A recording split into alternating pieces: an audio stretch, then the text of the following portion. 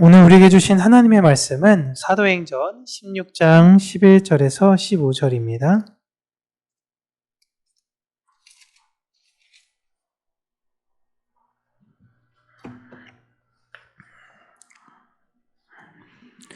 사도행전 16장 11절에서 15절 우리 함께 읽겠습니다.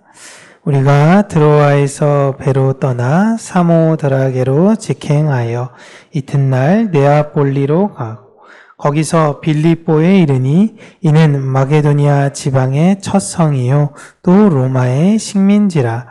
이 성에서 수일을 유하다가 안식일에 우리가 기도할 곳이 있을까 하여 문밖 강가에 나가 거기 앉아서 모인 여자들에게 말하는데 두아디라 시에 있는 자색 옷감 장사로서 하나님을 섬기는 루디아라 하는 한 듣고 있을 때 주께서 그 마음을 열어 바울의 말을 따르게 하신지라. 그와 그 집이 다 세례를 받고 우리에게 청하여 이르되 만일 나를 주 믿는 자로 알거든 내 집에 들어와 유하라 하고 강권하여 머물게 하니라. 아멘. 우리가 드라마나 영화를 이렇게 볼 때 어떤 인생의 놀라운 일을 대부분 예기치 못한 어느 그런 날에 이루어지는 것을 보게 되죠. 첫사랑에 빠지는 그런 로맨스물을 볼 때 대표적으로 이런 것들이 많이 있지 않습니까? 어느 날 우연히 어디를 가다가 거기 가려는 게 아니었는데 여기 가다가 우연찮게 만났는데 첫사랑을 만나게 됐든가 아니면 첫눈에 반한 사람을 만나게 되는 그런 경우들을 우리가 현실은 없잖아요. 그죠?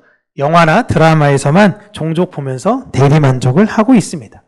혹여 우리 청년 중에서도 그런 꿈을 꾸고 있는 사람이 있다 하면 애시당초 그 마음을 접었으면 좋겠어요. 가끔 교회 청년 중에 하나님께서 예비한 그런 사람을 어느 그런 날에 예기치 못하게 내 앞에 하게 이렇게 나타나게 하셔서 나를 만나게 하셨으면 좋겠다라고 꿈꾸는 사람이 있는데 노력하셔야 합니다. 물론 우리 하나님께서 예비하신 사람이 있긴 하지만 그런 드라마틱한 일을 기대하면서 사는 것이 오히려 하나님을 만홀히 여기는 태도인 거예요. 지도를 하나 보여드리면요. 바울과 실라는 이제 환상, 마게도니아 사람이 이리 와서 우리를 도우라 라는 환상을 보고 우리가 이 아시아 지역에서 복음을 전하는 것이 아니라 저 바다 건너서 유럽으로 가는 것이 하나님의 계획이시구나 라는 것을 알게 되어 마게도니아로 복음을 전하러 떠납니다. 여기 드로아에서 쭉 지나 이 네아폴리로 가는데 어딜 통해서 가게 되냐면 이 사모드라게 섬이라는 곳을 들렸다가 여기에서 네아폴리로 갔다라고 이야기를 하고 있죠. 바울과 실라가 복음을 전하러 가는 곳의 지역적 특성을 보시면요. 어느 지역에든지 퍼져 있었던 유대인 회당이 있었는데 이 유대인 회당이 있는 곳을 중심으로 복음 사역을 전했습니다. 참 신기한 것이 하나님께서 이 먼 훗날의 선교의 역사를 위해 이스라엘을 핍박하셨어요. 이스라엘을 망하게 하시고 많은 나라로부터 어려움을 겪게 하셔서 거기에선 도저히 살기 힘들게 만드셔서 그들이 전 세계로 뿔뿔이 흩어지게 만드셨습니다. 그리고 뿔뿔이 흩어진 그들이 그곳에서 모여 회당을 짓고 하나님이 예배하는 공동체로 살았어요. 그리고 그 지역이 이제는 복음이 들어가는 전초기지가 되었던 것입니다. 그러니 몇백 년 전에 하나님께서 우리를 망하게 하시고 어렵게 하시고 힘들게 하신 것들, 이런 것들이 우리가 볼 때는 이해가 되지 않는 것들 투성이죠.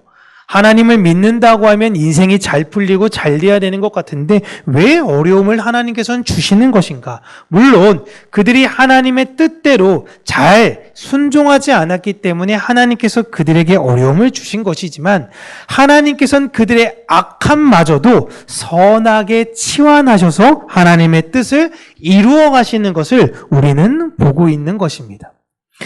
바울의 사역은 유대인들에게 예수님을 먼저 전하고요. 그들이 예수님을 영접하여 자신의 동네에 있었던 어려서부터 관계했던 이방인들에게 복음을 전하며 그 복음을 확장했던 전도의 방식을 취했던 거예요. 지금 바울과 실라는 그렇게 유대인 회당이 있는 곳을 찾아다니면서 복음을 전했습니다. 그런데 이들이 향하게 된 지역 중에 좀 독특한 곳이 있었는데 그곳이 바로 빌립보라는 지역입니다. 이 빌립보를 소개할 때는 로마의 식민 도시였다라고 이야기를 하죠. 그리고 놀라운 게 그들은 이곳에 유대인 회당이 없다는 것을 알게 되었습니다. 어느 곳에 가든지 디아스포라 된 유대인들이 섞여서 살았는데 이 지역에는 유대인들이 거의 보이지 않았던 거예요. 어찌 보면 단 한 사람도 만나지 않았던 것입니다. 여러분, 지금이야 우리가 외적인 것으로 저 사람은 어느 나라 사람 이렇게 구분을 하지만 당시에는요, 정체성이 그들의 의복이었습니다. 아, 저 옷을 입으면 어느 나라 사람인지를 알았던 거예요. 어떤 모자를 쓰고 다니면 어느 나라 사람인지 알았던 것이죠. 그래서 조선시대 때 여러분, 청나라 사람들은 청나라 옷을 입고요, 외나라 사람들은 외나라 옷을 입었습니다. 조선 사람은 조선 사람 옷을 입었던 것이에요. 근데 이게 다 글로벌, 세계화되면서 이제 거의 다 하나 되어졌죠.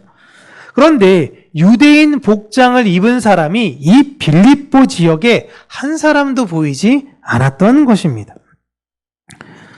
그래서 바울은 안식일의 회당이 아니라 강가로 가서 여인들에게 자신들이 모르는 혹시 유대인들이 모여있는 회당이 있는가 물어보려고 갑니다. 이 강가라는 것이 우리 옛날로 따지면 빨래터 같은 곳이죠. 빨래터. 그곳에 모인 여자들에게 물어보려고 가는데 여기에서 루디아라는 여자를 만나게 됩니다. 지금 바울과 실라는 이 강가를 전략적으로 어떤 복음을 전하는 장소로 삼기 위해서 선택해서 간 것이 아니라 정보를 얻기 위해서 갔는데 거기에서 아주 놀라운 하나님의 역사가 시작이 된 거예요. 반복적이지만 여러분, 우리의 계획대로 우리의 삶이 이루어지진 않습니다. 다만 우리는 무엇을 준비하며 살아야 되는가? 언제든지 꺼낼 수 있는 복음을 우리 마음에 품고 살아야 하는 거예요. 그걸 예수님께서는 그리고 성경에서는 반복적으로 이야기하는 것이 깨어있어라 라고 하는 것입니다. 깨어있어라 라는 건 잠을 자지 말아라. 그 말은 내 마음 안에 복음의 불길을 언제나 가지고 살아야 한다라는 걸 이야기하고 있는 거예요. 그리고 놀라운 것이 이번에도 안식일에는 복음을 전하려고 회당에 방문했다라는 것이 아니라 기도를 하기 위해 회당을 찾았던 것입니다. 물론 상황이 여유가 된다면 그 회당 안에서 복음을 전했을 겁니다. 그러나 지금 바울과 실라는요, 그들이 지금 계속적인 사역에 대한 누적의 피로로 인해서 쉼을 가지려고 했던 거예요. 아, 우리가 좀 기도하면서 잠시 여기서 쉬어야겠습니다 라고 생각했던 거예요. 그런데 그런 자리에서 하나님께서 준비하신 사람을 만났던 것입니다.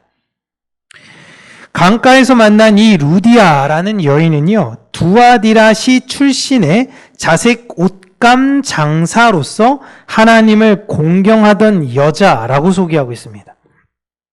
루디아는 여러 가지 면에서 굉장히 흥미로운 사람이에요. 이방인입니다. 이 여자는 이방 사람이에요. 그런데 하나님을 공경했던 사람이다라는 겁니다. 아마도 이 루디아는요, 자신이 살았던 두아디라시에서 하나님을 유대인으로부터 들었어요. 그리고 하나님이 진짜 신이구나 라고 하나님을 영접했던 것입니다.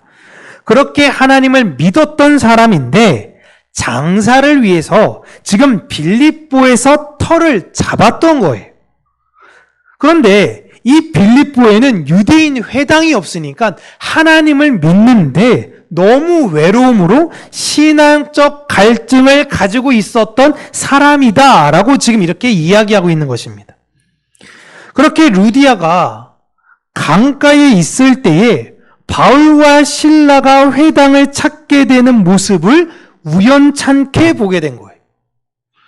지금 바울과 실라가 강가에서 복음을 전하고 있는 것이 아니었습니다. 그런데 루디아는 회당을 찾고 있다는 사실만으로 너무 기뻐해서 이들을 맞이한 거예요. 이 상황을 누가가 어떻게 표현하냐면요.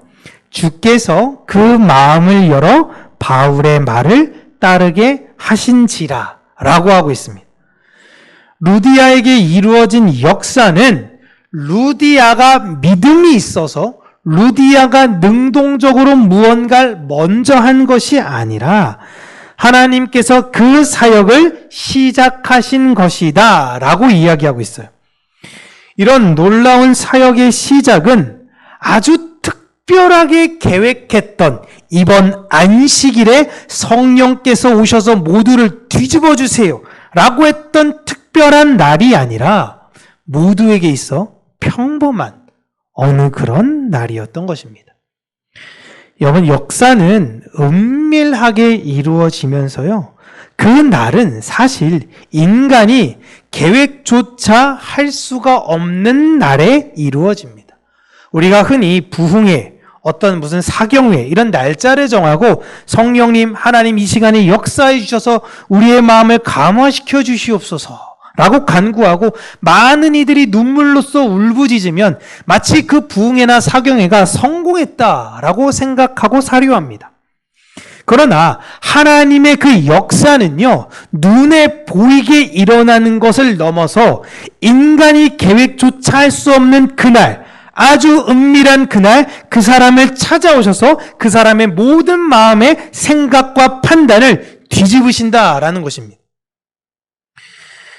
여러분, 우리가 하나님의 마음을 여셨다, 하나님께서 마음을 여셨다, 이 구절을 종종 오해할 때가 있는데요.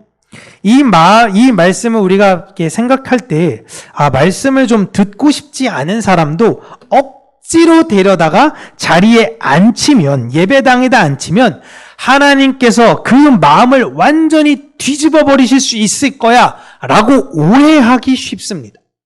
그래서 그냥 믿음에 대해서 눈꼽만큼도 관심 없는 사람 데리고 와서 앉히면 여러분 실제 그런 분들 뵌 적 있어요?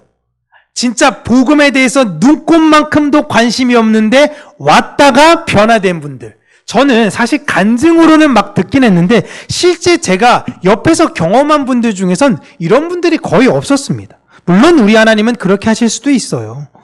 그러나 여러분 오늘 본문을 잘 보시면요. 루디아는 마음에 하나님을 향한 사모함이 있었던 사람입니다.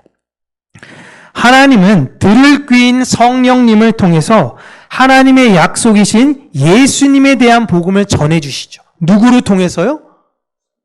하나님의 도구들인 여러분들을 위해서. 우리들을 통해서 그분들, 그 예수 그리스도의 복음을 전해주시는 거예요. 여러분이 그런 하나님의 복음의 확장에 아주 귀한 사역으로 동참받게 된 것입니다. 복음은 들을 귀가 있는 사람들에게 전해지는 축복이에요. 여러분, 예수님이 비유로 하나님 나라를 이야기하셨는데 예수님이 전하셨어요. 근데 예수님이 전하신데도 안 들어요. 내 마음에 하나님의 뜻이 맞습니다라고 아멘하는 게 아니라 도리어 예수님을 어떻게 죽일까라는 생각을 했던 것입니다. 복음은 들을 귀가 있는 사람들에게 전해지는 놀라운 축복입니다. 성령님이 아니고서는요, 마귀의 속삭임인 선악과를 먹으라는 판단을 멈출 수가 없어요. 야, 하나님 따르면 십자가를 져야 한다며. 얼마나 힘들어. 야, 이 세상에서 잘 먹고 잘 살기 위해서 살아가는 거 아니야? 그런데 하나님이 뭐 저래. 저런 하나님 못하러 믿을 거야? 차라리 네가 돈 많이 벌어서 하나님처럼 돼. 이런 마귀의 속삭임에 자유할 수가 없는 것입니다. 제가 우리 아이들에게도 이야기했는데 에덴 동산에선 아담과 하와만 쫓겨난 것이 아니다. 아담과 하와가 쫓겨날 때 마귀도 그것에서 함께 쫓겨났다. 그런데 이후에 새 예루살렘인 새 에덴 동산에는 누구만 들어갑니까? 마귀도 함께 들어가나요? 마귀는 못 들어가요. 이젠 다시금 아담과 하와, 죄인이었던 우리가 그곳에 들어가 선악과 없는 그곳, 마귀가 없는 그곳, 눈물과 슬픔이 없는 그곳에서 영원히 하나님과 이젠 자유롭고 행복하게 살게 되는 거예요. 이 세상에 사는 동안 인간은 마귀의 유혹을 절대 이길 수가 없습니다. 성령께서 그 안에 들어오신 자만이 예수 그리스도로 인하여 이길 수 있게 되는 거예요. 본문에 루디아는 아무런 생각 없이 그냥 강가에 돌 던지러 온 사람, 혹은 여자들이랑 수다 떨러 온 사람, 이런 사람이 아니에요. 그냥 세상의 장사꾼으로 살았던 여자가 아닙니다. 여러분, 여자가 이렇게 사업을 크게 했다라는 건 당시로서도 되게 대단한 일인 거죠. 루디아는 당시 귀족만 입었던 자주색 옷을 팔았던 의류업계 종사자로서 어떻게 하면 그 마음 안에 있었던 생각이 돈을 어떻게 하면 더 벌까? 어떻게 하면 어디에 연줄을 대가지고 내가 더 돈을 많이 벌고 사업을 어떻게 확장할까? 빌립보를 넘어서서 어떻게 데살로니가, 어떻게 더 넓은 지역 고린도까지 가가지고 어떻게 내 사업을 확장할 수 있을까? 이 생각으로 충만했던 사람이다 라고 성경은 이야기하는 것이 아니라 그 마음 안에 하나님에 대한 갈증으로 충만했던 사람이다 라고 조명하고 있습니다. 근데 이 사람이 어떤 사람이에요? 사업을 했던 사람이었던 것입니다. 여러분, 우리가 성경을 보면서 생각해야 되는 게 무엇이냐면 바로 이 간구함이에요. 진짜 중요한 건 자주장사, 부자, 돈 많은 사람, 똑똑한 사람, 이게 아니라 그 마음 안에 하나님을 향한 사모함이 있었느냐 없었느냐라는 것입니다. 아브라함도 부자였고요, 이삭도 부자였고 야곱도 부자였습니다. 그러나 그들 안에는 늘 하나님을 향한 갈증이 있었던 거예요. 우리가 이 세상에서 간구해야 되는 건 바로 이 사모함입니다. 그 사모함만으로 하나님은 안디옥에서 사역했던 바울을 빌립보까지 보내신 거예요. 여러분, 만약에 바울의 마음을 하나님께서 만지셔서 그래, 이번엔 마가를 데리고 가죠. 처음엔 그랬지만 마가도 한번 데려갑시다 라고 바나바와 화해했어요. 그러면 구브로로 가는 겁니다. 사역을 시작하려고. 근데 다퉜어요. 그래가지고 바울은 신라와 함께 위로 올라갑니다. 그리고 바나바는 마가를 데리고 구브로로 갔어요.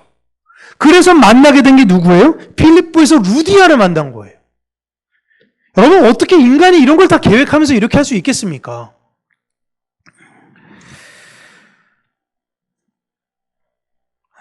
그렇게 복음을 영접한 루디아는 개인적 체험으로만 이것을 끝내지 않았습니다.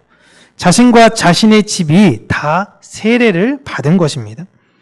여러분, 세례라는 건요, 공식적으로 예수를 따르는 사람과 가정이 되었다라는 의미예요.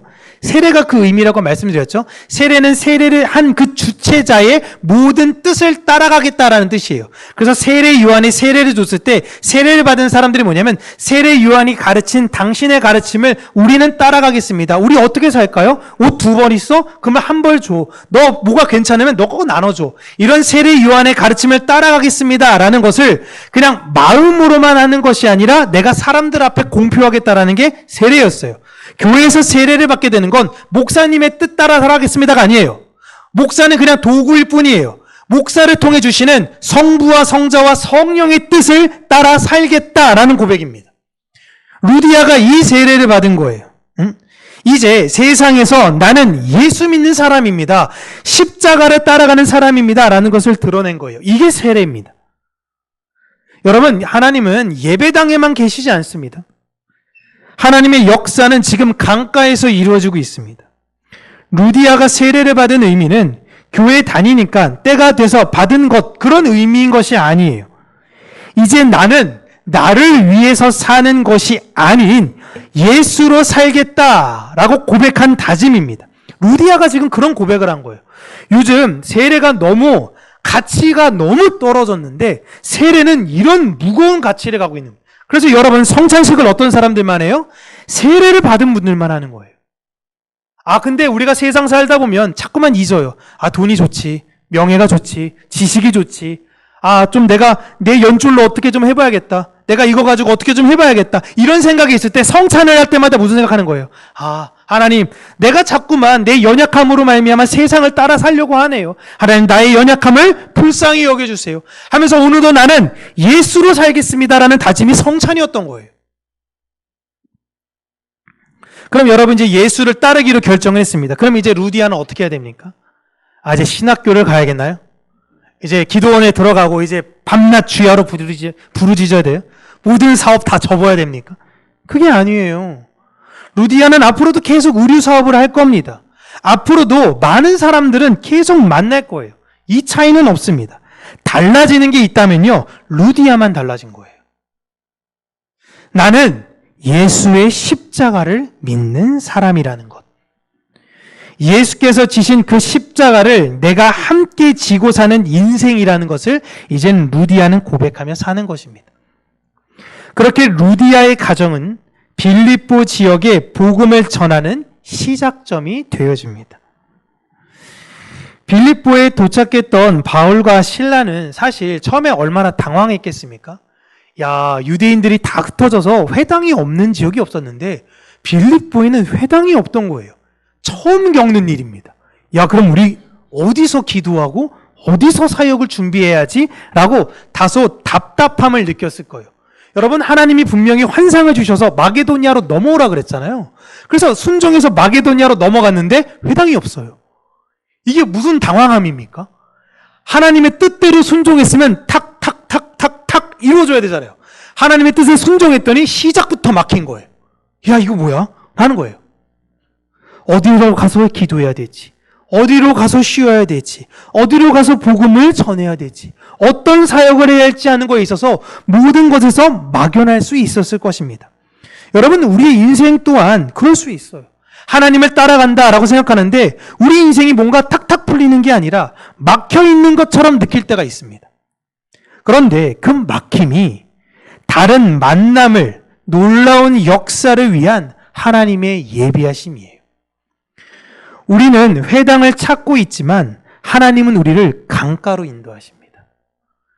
우리가 준비해야 되는 것이 있다면 여러분, 어떤 회당이 좋을까? 어떤 곳이 좋을까? 내 계획은 어떨 걸까? 라는 게 아니라 하나님을 향한 사모하는 마음만 가지고 있으면 되는 거예요.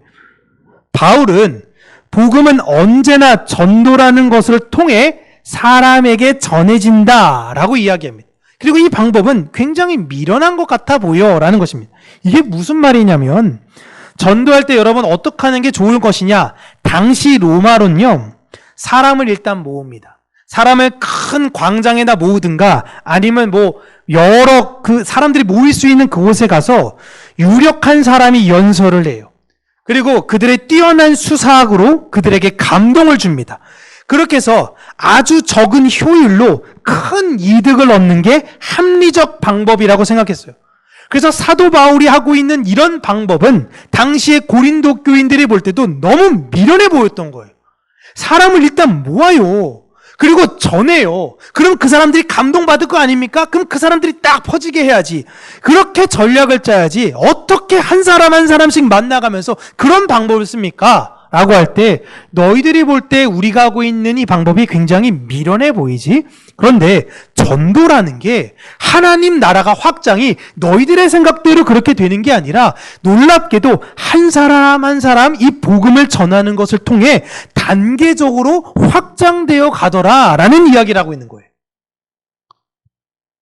한꺼번에 모았다가 퍼지는 것이 아닌 너무 느려 보이고 비효율적인 것 같아 보이지만 이걸 통해 하나님께서 분명하고 확실하게 복음을 전달하신다라는 것이 바울의 주장이었던 것입니다. 그러나 예수님을 영접한 자들이 결국에는 다른 이들에게 예수님을 또 전하게 되죠.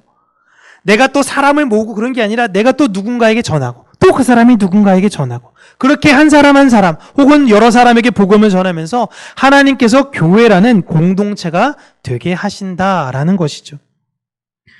그러니까 우리가 늘 복음에 대해서 무슨 마음으로 살아야 되냐면 그 복음을 사모하는 마음으로 살면 어느 그런 날 우리가 생각하지도 못했고 그냥 강가에 갔는데 그냥 어느 그런 날에 하나님께서 우리를 통해 하나님의 역사를 이루어 가실 것입니다. 하나님은 오늘도 조용히 그러나 분명하게 누군가를 만나게 하십니다. 여러분, 우리가 성찬을 통해서 교회 안에서 내가 이제 예수를 먹고 예수로 사는 사람입니다 라는 걸 다짐하면 그제 교회 안에서 머물면서 사는 게 아니라 교회에 월요일부터 주일까지 계속 일하면서 이 안에 살 거야 라는 것이 아니라 세상에 나가 나는 예수 믿는 사람이라는 것을 확인하셔야 돼요. 제가 최근에 방송을 보지는 못했는데요. 요즘은 그 2호선 상담가인가요? 호랑이 상담가라고 하시는 분 여러분 혹시 아시나요? 부부 상담해 주시는 분? 한때는 오은영 박사님이 했다면 요즘은 이분이 더 대세인 것 같긴 한데 그분이 나와가지고 어떤 부부에 대해서 상담을 이렇게 듣는데 제가 놀란 게 남자가 한 달에 1,000,000원씩인가? 이렇게 주는데 여자가 무슨 일을 합니까? 전업주부인데 월요일부터 주일까지 계속 교회만 간다라는 거예요. 그럴 수 있죠. 그럴 수 있어요. 근데 집안 상태를 보니까 청소를 아무것도 안 해요. 집안일은 아무것도 안 해요. 교회만 가서 교회 일만 하는 거예요. 내가 너무 깜짝 놀랐어요. 그리고 너무 부끄러웠어요. 왜 하나님께서 이제 기독교 이미지가 여러분 이제 내려갈 때까지 거의 다 내려간 거 아닙니까? 라고 생각했는데 이젠 지하로 내려가고 있어요. 지하로. 아무도 기대를 안 해요. 교회 다니는 사람들한테. 오히려 막 행동 이상해. 저 사람들 왜 저래? 교회 다니는데. 그러면 역시 어쩐지 교회 다니니까 저렇지. 이제 이런 시대가 되어져 버렸어요. 그래서 그분이 말리는 겁니다. 교회 가지 마세요. 집안에 청소하세요.